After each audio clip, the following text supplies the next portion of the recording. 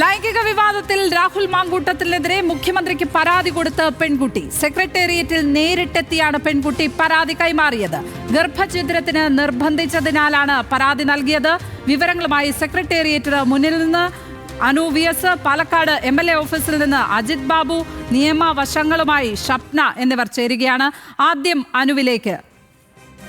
അനു, എപ്പോഴാണ് ഈ കേസിൽ അതിജീവിതയായ പെൺകുട്ടി സെക്രട്ടേറിയറ്റിൽ എത്തി മുഖ്യമന്ത്രിയെ കണ്ടത്? ഇത്രയും കാലവും രാഹുൽ അനുകൂലികൾ ചോദിച്ചിരുന്ന ചോദ്യം എവിടെ ആ പെൺകുട്ടി എന്നുള്ളതാണ്. നമ്മളടക്കം വ്യക്തിപരമായി നേരിടേണ്ടി വന്ന ചോദ്യം നിങ്ങൾ മാത്രമേ ആ കുട്ടിയെ കണ്ടുള്ളൂ എന്നുള്ളതായിരുന്നു. അതിനാണ് ഈ ദിവസം ഉത്തരമായിരിക്കുന്നത്, ഈ നവംബർ 27-ന്.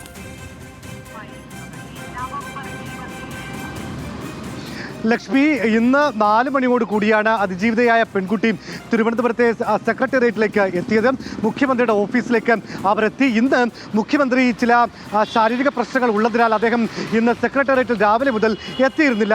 അദ്ദേഹത്തിന് 5 മണിക്ക് ഒരു പൊതുപരിപാടി ഉണ്ടായിരുന്നു. അതിൽ മാത്രമാണ് അദ്ദേഹം പങ്കെടുക്കും എന്ന് അറിയിച്ചിരുന്നത്. പക്ഷേ ഈ പെൺകുട്ടി ഇങ്ങനെ പരാതിയുമായി എത്തുന്നു എന്ന് അറിഞ്ഞതിനെ തുടർന്ന് മുഖ്യമന്ത്രി ഈ പെൺകുട്ടി 4 മണിക്ക് എത്തുന്നു. മുഖ്യമന്ത്രി 4:15 കൂടി സെക്രട്ടേറിയറ്റിലെ നോർത്ത് ബ്ലോക്കിലെ അദ്ദേഹത്തിന്റെ ഓഫീസിലേക്ക് എത്തുകയായിരുന്നു.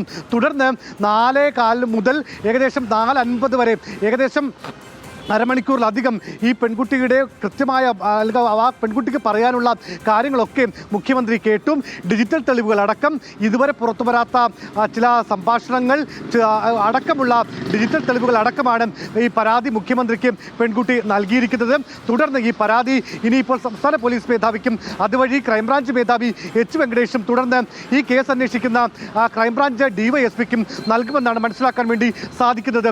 ലക്ഷ്മി സൂചിപ്പിച്ച പോലെ തന്നെ ഇതുവരെയും കോൺഗ്രസും അല്ലെങ്കിൽ കോൺഗ്രസ് നേതാക്കളും രാഹുൽ അനുകൂലികളും ഒക്കെ പറഞ്ഞിരുന്നത് എവിടെ പരാതിക്കാരി എന്നുള്ളതായിരുന്നു. ഇവിടെ ഇപ്പോൾ പരാതി വന്നിരിക്കുന്നു. ഇനി അറിയേണ്ടത് എന്ത് നടപടിയാണ് കോൺഗ്രസ് ഇക്കാര്യത്തിൽ സ്വീകരിക്കുന്നത്, പോലീസ് ഇക്കാര്യത്തിൽ സ്വീകരിക്കുന്നത് എന്നുള്ളതാണ്. പോലീസിനെ സംബന്ധിച്ച് നമുക്ക് അന്വേഷിക്കുമ്പോൾ മനസ്സിലാക്കുന്നത് ഈ പെൺകുട്ടിയുടെ 164 സ്റ്റേറ്റ്മെന്റ് എടുക്കലാകും പോലീസിന്റെ ആദ്യ നടപടി. അതായത് മജിസ്ട്രേറ്റിന് മുന്നിലേക്ക് കൊണ്ടുവന്നുകൊണ്ട് പെൺകുട്ടിയുടെ രഹസ്യമൊഴി രേഖപ്പെടുത്തുക.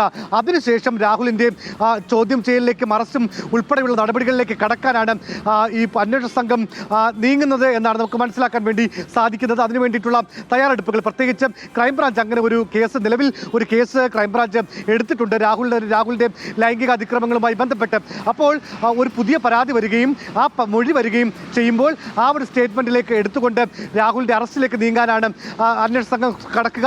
അതേസമയം രാഹുൽ ഇപ്പോഴും നിലവിൽ MLA ആയതുകൊണ്ട് ഒരുപക്ഷെ ഇത്തരം കാര്യങ്ങൾ നിയമസഭാ സ്പീക്കർ AN ഷംസീറിനോട് അന്വേഷണ സംഘം വ്യക്തമാക്കും. അതിനുശേഷമാകും അറസ്റ്റ് ഉൾപ്പെടെയുള്ള നടപടികളിലേക്ക് കടക്കുക.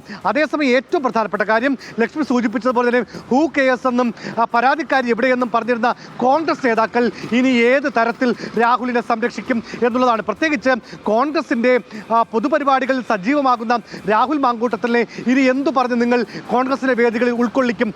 ഒരു പരാതിക്കാരി വന്നിരിക്കുന്നു, വളരെ ഗുരുതരമായ പരാതികൾ. മാത്രമല്ല ഈ രാഹുലിന് വേണ്ടി ചില സൈബർ ഹാൻഡിലുകൾ വളരെ മോശമായ രീതിയിൽ പെൺകുട്ടിയോട് പെരുമാറുന്നു എന്നടക്കമുള്ള പരാതികൾ കൂടി പെൺകുട്ടി ഒരു പ്രത്യേക പരാതിയായി മുഖ്യമന്ത്രിക്ക് നൽകിയെന്നാണ് മനസ്സിലാക്കുന്നത്.